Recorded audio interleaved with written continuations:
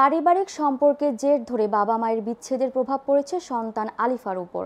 পটুয়াখালী গলাচিপা উপজেলার চরবিশ্বাস ইউনিয়নের মজিবুর হাওলাদারের ছেলে ইমরান হোসেন এবং কাজল ইউনিয়নের ফোরকান মৃধার মেয়ে হোসনিয়া আরা মুন্নি বিবাহ বন্ধনে আবদ্ধ হন 2017 সালে। 1 বছরের মধ্যে ইমরান ও মুন্নি দাম্পত্যের কোল জুড়ে আসে ফুটফুটে এক কন্যা সন্তান। কিন্তু পারিবারিক কলহের জের ধরে ভাঙতে বসেছে সংসার, ফলে এর প্রভাব পড়েছে সন্তানের উপর। এ বিষয়ে ইমরান হোসেন বলেন, 1 বছর সব ভালোই ছিল, তবে দুজনের চিন্তা ভাবনায় পার্থক্য আসতে থাকে।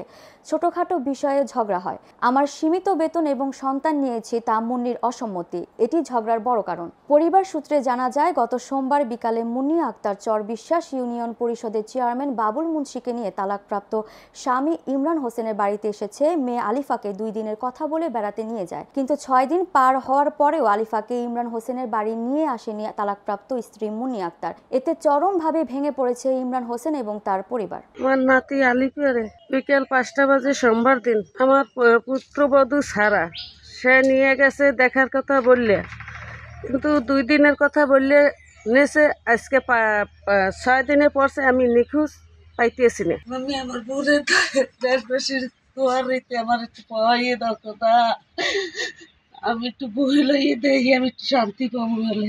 আমার ছেলের ছাড়া বউয়াইয়া আমার নাতিকে আপনার 2 দিনের কথা কইয়া নিয়ে যায়।